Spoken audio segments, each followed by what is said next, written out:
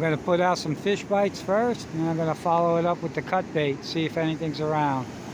New Smyrna Drive on. Best time for me is low tide, so I can get into this deeper water because the beach is flat as a pancake. So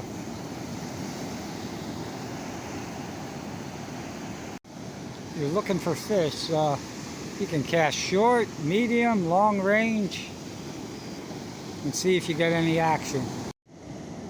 I've had some small hits, a couple little bends in the pole, but nothing has hooked up yet. Either you're going to have to bring some shrimp, or hopefully it warms up enough, a couple of these sand fleas pop up.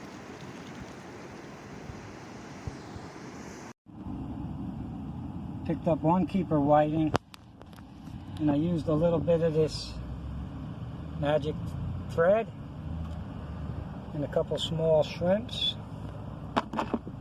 and it was what do you call it, 3 miniature pompanos and 1 small shark.